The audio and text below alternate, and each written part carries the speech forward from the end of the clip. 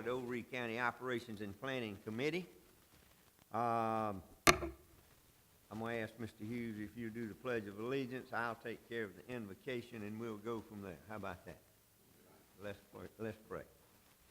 Dear Heavenly Father, we thank you for the love and the prosperity that you have heaped upon us. We thank you for the healing and the blessings.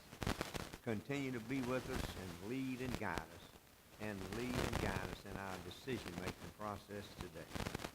Amen. Amen. All right. Luke, please. I pledge allegiance to the flag of the United States of America and to the republic for which it stands, one nation, under God, indivisible, with liberty and justice for all. Before we get started, I want to just let y'all know we have cut a PO for the new system.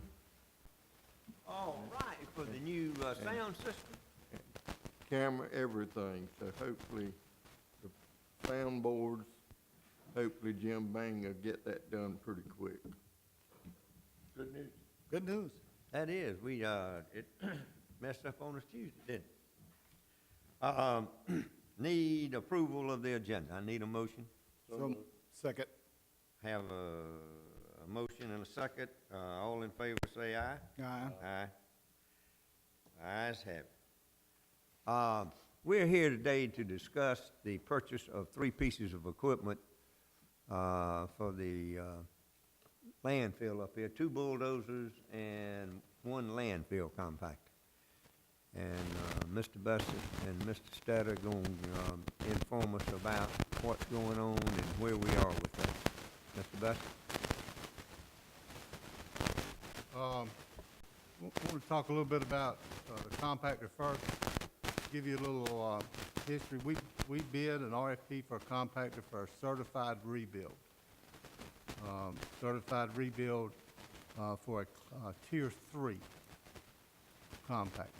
Tier 3 means the emissions control system is a Tier 3. It's the older system. The new systems the new bulldozers have Tier 4s on them. And we felt like we've had some issues with the Tier 4 systems, so we felt like it would be better to utilize a Tier 3 system. They had some, and every time the tiers go up, EPA requirement goes up, there's issues along the way with all of those, but they seem to have the Tier 3 straightened out, so the Tier 4s ain't quite there yet. So we decided to go with a certified rebuild. Well, what is a certified rebuild? Certified rebuild is when you take a unit and you go through it, you strip it back down to the chassis, you sandblast the chassis, look for any cracks in the chassis, any updates that need to be put on the equipment's put on it. Anything that's got at least a 50% wear is replaced with either a remand or the other unit. The motors are typically overhauled in them, and everything, they go through the whole system, repaint it, do it all. When it comes to you, it looks like a brand new one. So we went out, we decided we'd go down that route this time. We have a Al-John on site here that we're utilizing currently. We put out a bid, Caterpillar or Blanchard Equipment. Most time Blanchard or either Al-John or some other company bids them. Caterpillar did a no bid, and the reason for their no bid was, in their letter to us, is they didn't have, which would have been a Tier 3 would have been their H model. The ones we have near here now is K models. So their H model, they had no cores to be able to rebuild them. Al-John, which was a company that basically went out of business several years ago, been about 4 years ago now, went out of business, and a company out of in the up part of the country, Michigan, Illinois area, called Tri-County, basically bought all of Al-John's parts inventory. And they became the only place in the United States that you could buy a part for an Al-John. And we have one here on site that we've been using And that company, called Tri-County, they do certified rebuilds, and they sell them. And they've been our go-to person for our parts for our Aljon. Typically, we keep a compactor here on site about 10,000 hours, and then we get a new one in. Well, our Aljon has over 14,000 hours on it and is still operating every day. So, you know, we like the Aljon thing. They bid on this unit. We asked for a certified rebuild. Aljon went to Tri-County and said, we want to be the one to sell the certified rebuild. So Tri-County didn't bid, but Aljon did. But it's still being rebuilt by Tri-County. And I don't know if Richie's got anything he wants to add. He's dealt them a lot, working with them. We basically told the new Aljon company that without Tri-County, in this mix, that they were a new company. Without Tri-County, we wasn't going to, we wouldn't even consider them. So, because you can have a good piece of equipment, but if you ain't got the parts and the service, does you absolutely no good.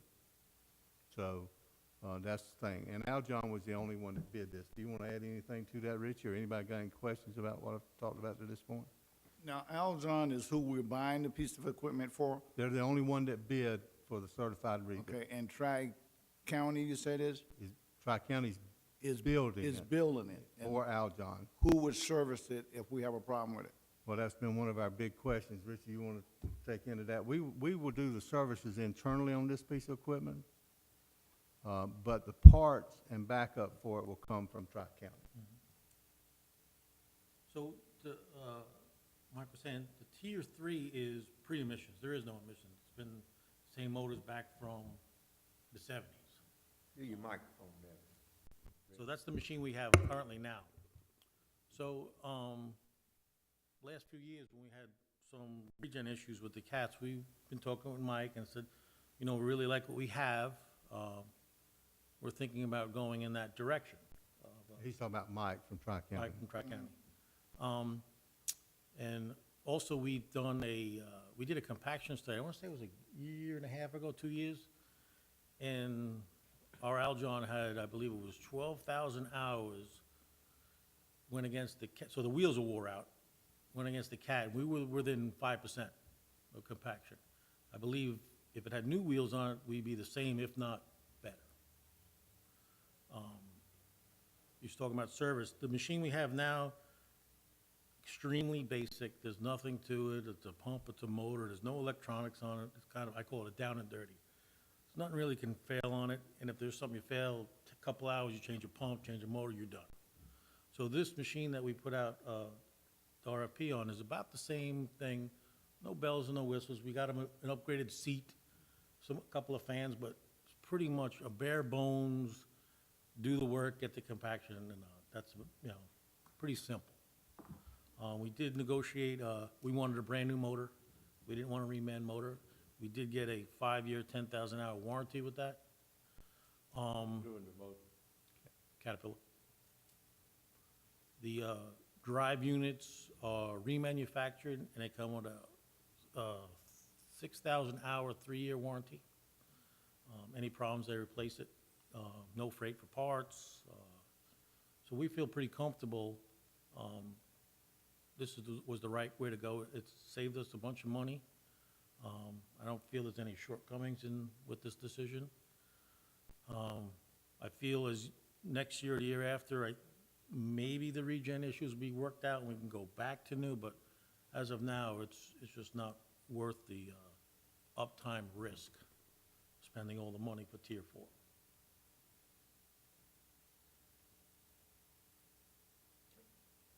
My only one question is that we ensure that we'll be able to get the parts if we need it, but it sounds like it's gonna be more mechanical than any kind of electronics kinds of things, right?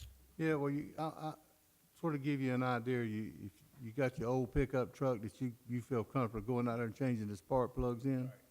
That's kind of the way this Aljon is, where my new pickup truck, you couldn't pay me to get up under the hood of it. There's just too much electronics on it. Right. And that's what you're talking about our new compactors out there versus the Aljon. It's a hydraulic pump, hydraulic motor drives for the wheels, and an engine. And we made sure that we'll be getting 6,000 hours on the drivetrain, and the motor has a 10,000 hour warranty on it. So we feel pretty comfortable that Richie and I talked about it, and a pump and a drive motor cost you about $15,000. So we're gonna try to work to get one of those in stock, so we have it. So, but if a motor or drive motor goes out, we'll do it and never place it up on a warranty. They'll pay for it. Tri-County purchased all of the parts, so from Aljon, when Aljon, When Aljon filed bankruptcy, they bought all of their parts inventory. And for 4 years, if you wanted a parts in, you had to get it from them. There wasn't nobody else that had one.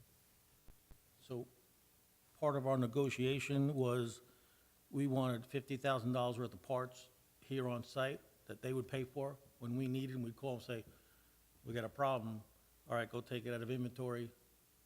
Or either it's warranty or not, and they will do the paperwork. And we just take the part, it's on site, change it out, get the machine up and running and go.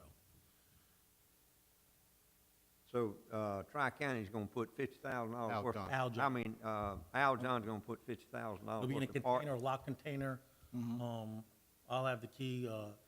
When a part gets used, their rep out of Florida will come by every month or so, what was taken, what wasn't taken, replenish it, and it's no cost to us to do that. Okay, and those parts are on site. Correct. That's the only way, I mean, if you're gonna deal with somebody out of state, You gotta have them, yeah. it's nobody wants to pay for red labeling Right. stuff. You want to get back in South Carolina, this is what we need to have. Okay. What's the difference in the price of a rebuild and a new one? A new compactor, I think the last one we bought was $1.2 million. The current one, Aljon built 2 of them. We asked for 2 different ways. They bid one that had all new components on it. So in other words, they would've took it down to the chassis, put everything brand new back on it. That bid was $771,000. Your true certified rebuild, what Standard Industries for true certified rebuild was $626,000. But now that included an engine that was rebuilt, not a new one that Rich talked about. So we knew we had about $650,000 in the budget to do it with. So we went back and negotiated all this other stuff that Richie's talking about with them. And we'll end up paying about $650,000 for the unit, which it now has a new motor, all the extra warranty and all that stuff on it. And that's what you got in your budget. And that's what I got in our budget. So we're not, asking for any additional funds. We stayed within our budget that we put in our FY20 budget. Also going the Aljon, Mike talked about, 10,000 hours. Usually they're about whipped. We send them back for the buyback. The Aljon we have is a 2012 now. That's way past 10 years, way past 10,000 hours. We're still going. So this new machine, we plan on doing the same thing, because if we figured our hours out, we're about done with the machine. I think it's 3 years and 3 months. So we have to park it a lot. I had a problem stomaching that, with telling Mike, I don't like making payments on something that's parked. Either it's gonna make money, or it's not gonna make money. But because we work so many hours, we looked at equipment that would go past the 10,000 hours and past the years to supplement the newer equipment. Makes sense. The whole industry is having problems with these new tier groups, the regen and the electronics. And we opted to keep this old Aljon here. And if we hadn't have kept that thing, we would have been in a jam because it's running this morning. We found now that a lot of the bigger companies are taking their old garbage trucks, the old compactors, and rebuilding them instead of buying the newfangled stuff. And I really don't know what the industry is going to do to rectify this equipment not running. But we got the compactors have got to run the hours that we put on those, the hours that we put on dozers. I don't know if there's another bulldozer in Oregon County that runs as many hours a day that we run our equipment. And we just can't do without one, for a long time, and we've been struggling on keeping the stuff, pushed and packed and like it should be, but we've been doing it. But, we feel like this is the way to go at this point in time. It's not a John Deere engine. So I think the new Aljon company, I think, the crowd has ended up with it somehow through the bankruptcy stuff, but Tri-County is the one that, and Rich said he can call them. I got an issue or so-and-so, they'll tell him exactly what it is, good relationship, by phone. And if the parts are here, in inventory locked down, that's a time saving there. And, it's a challenge too, getting equipment people to come and work on the stuff, or even promise you they'll come in a certain amount of hours, but.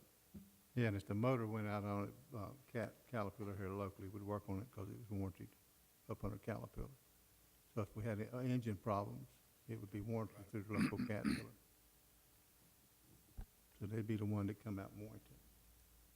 So everybody knows the new company that bought out Aljon is not actually the new company. They were the one who built the chassis for it, all the hard parts. They were a manufacturing company.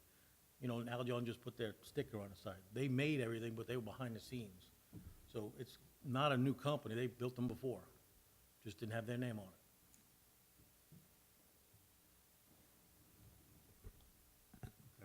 All right? Any other questions on that? All right. Also, the next piece of equipment that we bid out was a bulldozer. It was a low ground pressure unit, 30,000-pound unit. Our budget was $235,000. We received 2 bids. One of those bids did not meet the RFP requirements. So they didn't submit what they needed to submit for us to review their bid.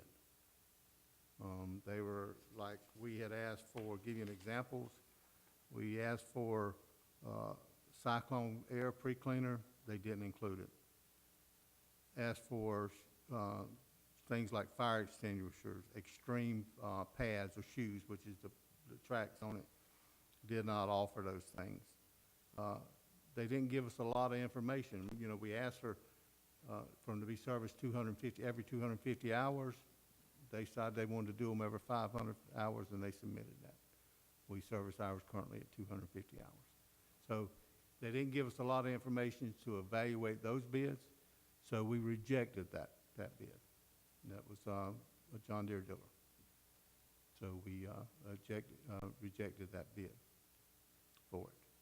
Don't know if they didn't read the bid specs or what it was, but when we got their packet, it didn't have all the information required in the RFP.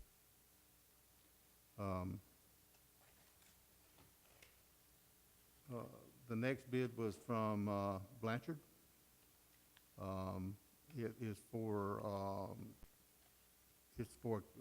Caterpillar D6 K2. Their bid was $226,000. About $31,000 for the GPS system to go on it, which equaled out to be about $258,000.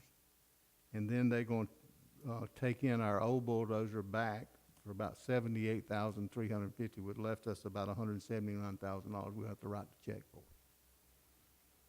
So we way up under the budget there with $235 versus $179. Is this Dozer a rebuilt Dozer, or is it? No, brand new. Brand new. Brand new.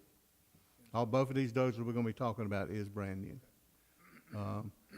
But They didn't, the other company didn't give us anything to evaluate it against. And then with the specific things that we asked for in there, they did not put in there for us to even. Who was the other company? Flint, John Deere. And Komatsu Komatsu didn't didn't. send a bid. No bid. Now, what's baffling to me on this equipment is that our dozers are not having this regen problem. But the compactors are. What's that, Danny? Regen, which is part of the emission problems we having out of the With compactors, the compact- the bulldozers were not having that problem with. The Tier 4, EPA required all the heavy equipment people to produce an engine that would meet the Tier 4 standards. That's where, Emission standards. emission standards, right. So, and what they did is, so they tried to get everything together to meet the deadline, and I don't think they got all the kinks out of it. No manufacturer has. When we called around the country, talking to people about bulldozers and equipment, we talked to people in waste management in Colorado and Louisiana about the equipment that we were looking at purchasing.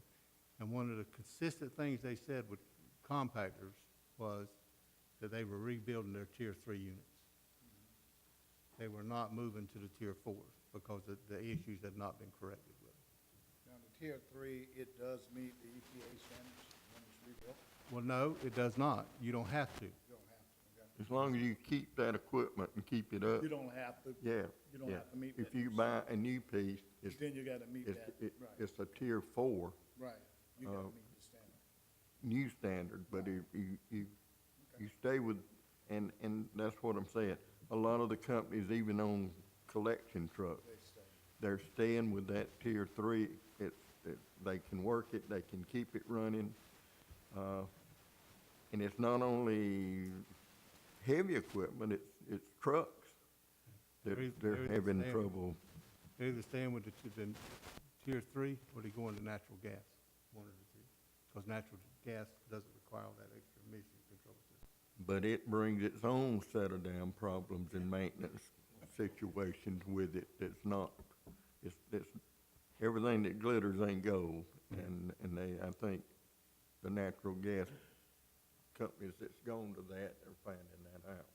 All right, the new bulldozer is comparable to the one that we would be trading back in? I mean, Yes, there's one that we have one on site just like it, Okay. just like it. It's called a D6K2. It's the one that we work the slopes with. This unit that we got now is a track loading bulldozer, okay? And it's not used very much. But it did have an accident several years ago, and we've having some electrical problems with it after the accident. We've never been able to totally get straightened out. But when our D6K goes down currently, like it was down, it works our side slopes and covers our thing. So we'll get rode up if they come out here and we're not covered properly or we ain't got a thing done. So it was my idea is that 953 sitting there and it's been time to replace it. Let's replace it and replace it with something that if our D6K2 goes down, we got something else. We go to the other side of the landfill and go and let them work on it. The last time we had to rent bulldozers to be able to do it with. So my thing was if I got one sitting there, let me replace with a D6K2, then that way I ain't got to rent one if that one goes down. Yeah, and we'll use it for other stuff on the landfill, but it won't be as, a thing. We'll probably take the old one, let it be used in a certain area that's got less hours on it, put a new one up, let it run with the thing. But that was our whole idea with buying that D6K2. And the other one was a 953 Cat. Yeah, 2009 model. This one is more of a final grade type dozer. The blades has got all in the GPS on it, and they set the stuff, the slopes or everything. But like Mike said, the old one will be probably over on C&D pushing when it needs to be pushed over there. So, but we're getting rid of the track loader, which I think is a great idea. All right, the next one on the list is another bulldozer that's, was up for replacement. Actually, it left here, we hadn't been able to use it for several months. The time went out of it, we had to park it. Once you get that date hits you, and we had to park it, and it was come picked up. So we've been limping along, working with one less bulldozer, which is caused some issues, but we've been able to work through it. This dozer that we got here, we took bids for. It is a 50,000-pound unit. So it's one of the ones that push the garbage. When the man dumps it out, he pushes it up for the compactor to take it. So he's taking those big loads and he's pushing it up to take it to be able to compact it. So this is a 50,000-pound unit. And we do use it as backup in the yard waste and other areas of landfill, but mostly this one. So the same thing happened with Flint again. They did not, they just basically wrote a number down and gave us nothing that we wanted, or didn't give us some of the items that we requested. So we rejected their bid because they did not meet the standards, the RFP requirements. And we, just for fact of record, we made sure that we listed all of those issues so that if somebody came back up and said something about it, we got a record of saying why you was rejected. So we wanted to make sure we had all that in place, and we do. Blanchard bid two pieces of equipment, a D6 high track, and they bid a D6 high track E. So what the E is electric. It's an electric unit. Sort of electric. What? Yes. The drives run off electric. So it has a motor, it has a generator, electric drive motor. First thing I said is, you know, that was my first thought. But Would work than that. so we actually went out and seen some operate. Wanted to see them operate. So we went to Georgetown. It's really really turned my mind around on them. The guy was pushing stumps, cutting stumps down with his dozer. And I asked the guy, I said, the guy that was operating, I said, what's the problem with it? You know, you pros, tell me the cons. He said, it has too much power. He said, out here pushing these stumps, you need the power, but you don't need so much power that you break the ground. Because when you break the ground, you bog down. And he said, we had to work with Caterpillar to knob this thing down so it wouldn't spin so bad. It has more power than you need. And he was operating it, and he was going through them stumps and just cutting them right off. It was really a different situation. And then that's when we started really looking into the bulldozers, the electric thing. You know, there's gas savings. The engine runs at an idle speed. When that thing hit those stumps, the engine never revved. It didn't rev up. It stayed at a constant speed. He said it never revs up. You turn on what RPMs you want it, and it stays there. It'll call for more electricity, go into those motors and drives. First thing you think, it's got a bunch of batteries in it. It's a generator, drive motor. So what it does is cause more power to go to those motors. It tells that generator to send more power to those motors, but the motor doesn't speed up. So it's constantly running at the same speed. How many dozers is that guy running? 6. And he had one of the DEs, and he said, I can assure you, I'll sell you all of these D6s here so I can buy all of that right there. Less fuel. We figured about $32,000 worth of savings over the life of the unit. Another thing that is with them is that, you know, about every 5 years we replace a bulldozer. Well, you can go in and rebuild the generator, put new bearings in the generator, and if you want to, rebuild the motor. And they're estimating the life of this unit's about 20,000 hours. Well, we normally run 10. You want to add a little bit to that, Richard? 10,000 hours more than what you're running now. So as far as the generator, it is a cost would be to us at 12,000 hours, at $6,500 to rebuild the generator. It takes 2 days. That changes your warranty to 20,000 hours. Now, the motor will probably go, it's supposed to go 20. Is there warranty? No, but if you're going longer, instead of spending another, whatever it is, $500,000, and it costs you 30 for a motor, 6,500 for a transmission, under 100,000, you're going another 5 years? To me, it's kind of a no-brainer. What we also did is we called locations throughout the United States and talked to landfills that were using them.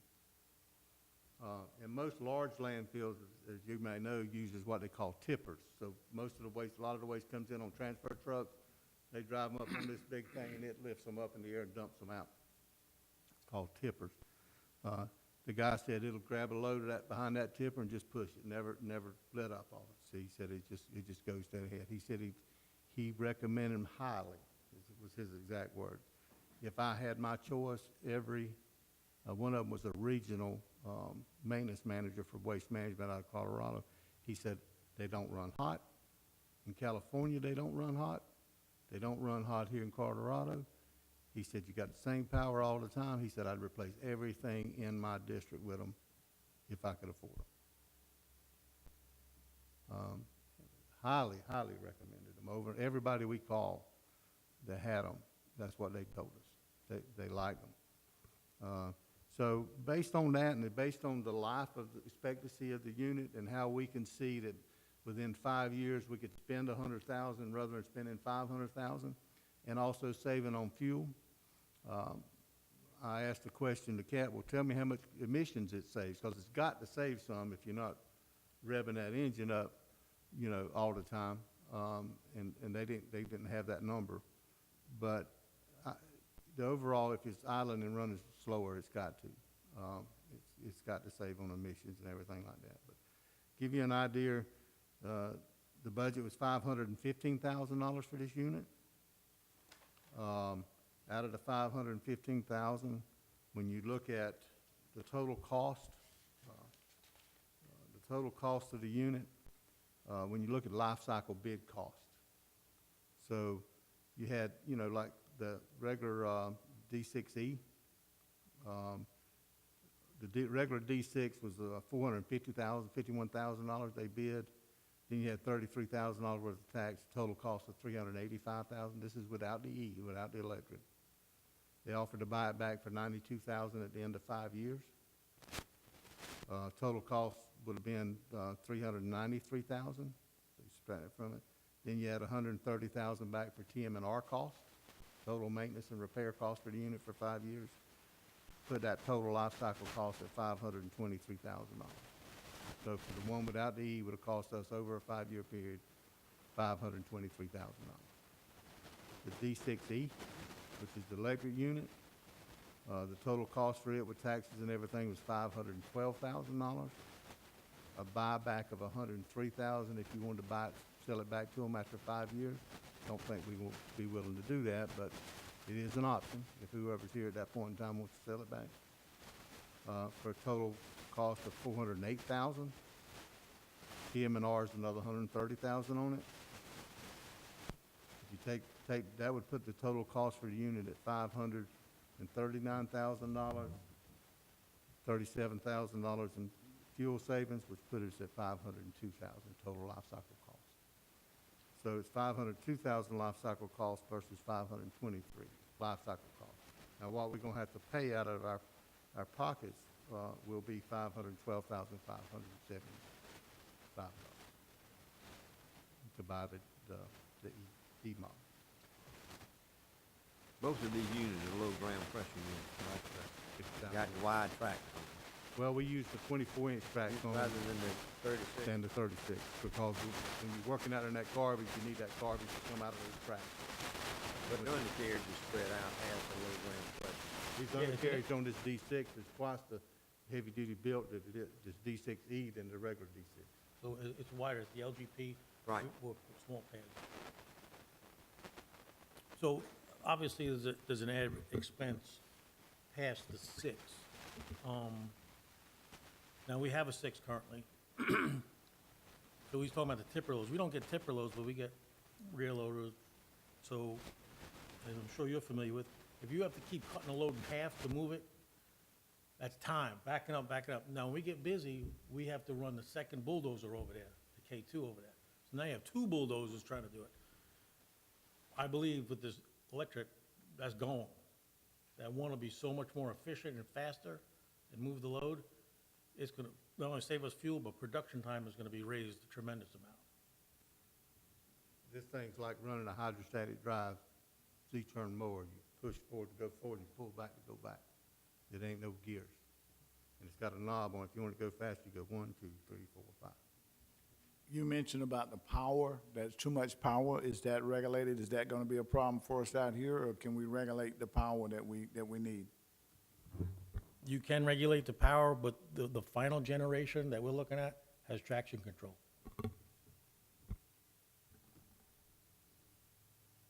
All right, tell us what traction control means. In other words, if you go into a pile, I know. it won't, as soon as the track breaks, it'll stop and automatically cut the power down. No matter what the operator does, the machine knows the track's on to spin, I need to pick the blade up and move the load.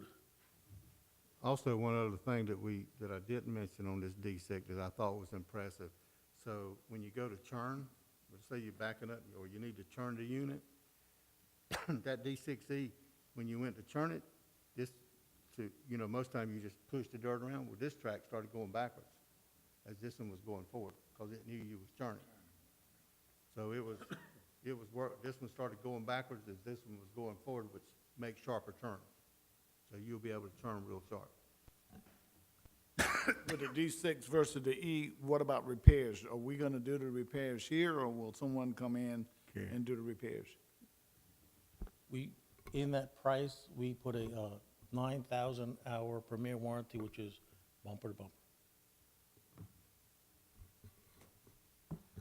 Another thing that Rich has started, tell them about, your ability to look at idle time, fuel, burn. Just give them some points on that. I think it'd be very impressive how you're able to look at what's going on. So most of our machines, the Caterpillar machines, when there's a problem with the machine, it'll send the email to me, a code, low on fuel, driver abuse, air cleaner, it's ready for a service, how much you were idling, how much you were producing, where is the machine located on a landfill. It's pretty much a tattletale. It tells everything about it. That has helped us out a tremendous amount of teaching the drivers, some of them going down the hill, you got to use the retarder, don't ground shift so you don't over rev the motor. It's a learning tool for the operators, and they know, Big Brother's looking after them. We're watching what you're doing, and if you're just idling, not working, we can see that you weren't doing your job. Something we looking forward to, and I spoke to Mike a little bit about the new machines. They will have, when an operator gets in there, you put your ID in it, and I'll know who was running it at that time. Not that, that was Northfleet had it yesterday. I didn't break it, or I didn't overheat it. We'll know who was in it at the time. I'm known for overheat. Mike, tell him what you saw that was happening on Saturday on idle time, So- and what you've done. So Rich was talking about this program. So, one of our things is when we're using our bulldozers is over a 5-year period of time, and our compactors, we run out of hours. If you take up hours for 5 years, hours of operating for 5 years and there's not enough equipment there for the hours. So we got to be real sure not to run them any more than you have to. And the old units, when you cut them off, you just cut them off. These Tier 4 units and stuff have to idle for 15, 20 minutes before you can shut them down. So that's burning hours up. Turn that switch on, don't matter if it's running or not. You turn that switch on, it's running. And Richie gets with me on a regular basis about, like he did the other, well, the equipment, that bulldozer idled for 5.5 hours on Saturday. Out of a 10-hour day, it idled 5 hours. So, of course, we had a meeting with the drivers, or operators, and said, well, you know, it's 110 degrees out there, and there wasn't no trucks coming in. But they sitting there idling. They trying to stay cool. So there wasn't nothing for them to do, so they were sitting there idling. Just one operator, where normally we have 2 operators on the landfill. On Saturdays, we only run one because of the volume of trash coming in. So he's up there pushing the trash, and he gets it all done, it's completed, and he's just sitting there idling, waiting for the next truck to come in. So we told him, need to cut that unit off, go get in the pickup truck, it's too hot. Just sat there on the inside of the piece of equipment gear. In 30 minutes, it may be 15, 30 minutes, they wasn't 5 hours straight, it may be 15 or 30 minutes here, 15 or 30 minutes here, 45 minutes here, that's happening all day. But we've instructed them now to cut them off and go get in the pickup truck. Don't let those units run, because they running the hours up. And if they running the hours up, our warranty and our maintenance program's going away the whole time. So Richie gets with me on those things, and we talk to the operators and trying to get the operators trained. And, you know, you got to make them understand why. So we told them why. You know, you turn that key on, you know, it's running up the hours. We running out of equipment before we running out making the payments on it. So.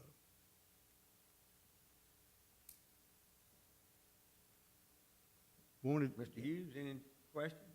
No, Mr. it Jones? sounds like an impressive piece of equipment. Yeah, well, the point of this meeting was to make sure y'all were aware of what we were doing, in case there was a question asked, that y'all were aware and supported our decisions, what we were doing here. So I wanted to make sure y'all were fully aware. Yeah, it has. Now, with the when you talk about the motor, it really doesn't rev up. What does it actually powers the generator? Is it there to keep the generated power? Just generate power. So the generator really is the one that does most of the Work. Yeah, okay. And this is not new technology. If you remember a few years ago, we went to 2002. Peoria. I said, I'd like us to get one of them 7Es, that's electric drive, but the number is just, whew, it's like $800,000. So this technology, when they finally could make the generator smaller, they put it in this machine. Yeah, they've been using the same technology in the D7 since 2002. So it ain't something that started yesterday. So it's been around, so you got some history on it. Yeah. And those D7s normally run in landfill operations. You want a D7 in the landfill because of the power. Right. We just Couldn't afford them. couldn't afford it. In one point that Mike was talking about, the dozer was cutting stumps. If you've never seen one of those things work with a KG blade on it, that blade, I believe you could get down there and shave on it, and it's just at an angle, and it just slices the damn stump Like off, a big key. just like a knife, or, you know, these. But, I was in the office one time when Mike was talking to one of the people about this dozer, and I said, well, ask him about his compactor. And he said, I don't even want to talk about that right now. So, you know, everybody's having the problem, not just us. And I feel sure the company will work that problem out, but we can't wait. And what we basically want to do is explain first the process we go through. We send it out, we beg for bids and prices, competition's great, but if they don't bid, they don't bid. And if they bid, they need to bid what we requested, not what they think we need. And wanted to explain about the new dozer and the compactor change, so it's just information. Yeah, on the compactors, we hoping that over the next 12 months, somebody will figure out that Tier 4 system.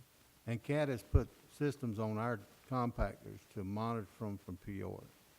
The engineers are monitoring for Peoria and saying, this just happened, this is the reason it happened, or this is why we think it happened. Blanchard, go out there and do this. So they put those on, on our compactor units to try to solve any of those tier 4 issues that we've got here at their cost. And the group down here on 90 has just been great. I mean, they hear, they come, they know there's something wrong with it. But they're trying. The guy that's over the worldwide sales of compactors was here 6 weeks ago. So they know there's a problem. They're listening, but they just got to get them fixed. They got a problem with them, and they just got to work through that thing. Yeah, we don't understand why the bulldozer's got the same engine as that compactor, but you don't have no problems with it. It's kind of weird, you know, when you got the same engine in another piece of equipment, and you ain't having no problem with it, but those compactors are having a problem. It's like I told Caterpillar when they came and met with me, was, look here, it ain't a service problem, it's a product problem. Y'all need to figure it out. It's a product problem. It ain't a service problem. They here every day trying to get that thing fixed. Now, Mark Welch is the guy's name that's in charge of the sales worldwide for CAT. He is due back in here in August and has set up quarterly visits, and he's following them. Well, we need to call him and tell him he needs to bring his toolbox this time. So Mike, when are you looking to, Well, this is, we will put out we're gonna do the POs for them to order them. They can't be delivered because it's the FY20 budget, which they can't be delivered to sometime in next year, which they wouldn't be anyway. There's probably a 3 or 4 month lead on them getting them.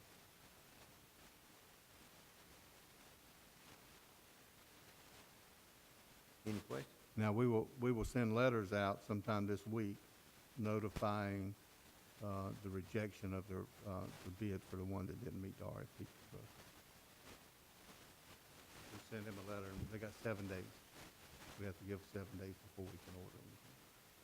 After we do. They got 7 days to seal process.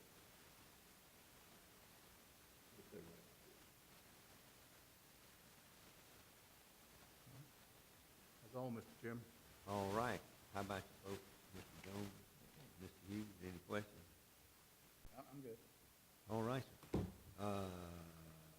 How about an adjournment? I hear a motion to adjourn? Well, let me ask All you, right. do we need to make some, approval, some motion to approve for them to move ahead with this, or are we good? It's the budget process. It's already, Yeah, it's, we really didn't even have to do this. okay, It's in the budget, but I just wanted y'all to understand the process we go through and ask the questions, and I think, you know, we can make a report at the next board meeting at yeah. As long as equipment you're we've done. within that budget, Yeah, that you yeah, already reported, then Yeah, we're good. we feel okay with the process. Yeah, we just need to make a report, and I can stand up and just, Yeah. or make- Mike so can that just the other- Yeah, know that we discussed equipment, that we were brought y'all up to speed, or whatever, how you want to say it, too. I just want to come out and drive the thing when it gets you. I got up in the cab, but there was so many controls, I didn't know if I could. Air-conditioned cabs? Yeah. Okay, good. That's why they sitting there idling? Yeah. Okay, I guess I need to get me an air-conditioned John Deere. Yeah, there you go. Mr. Jones, you had a question there? No. Okay, all right. Then I move that we adjourn then. Meeting adjourned All then, right, folks. Thank you so much. Thank Appreciate you. it. Thank you for the update.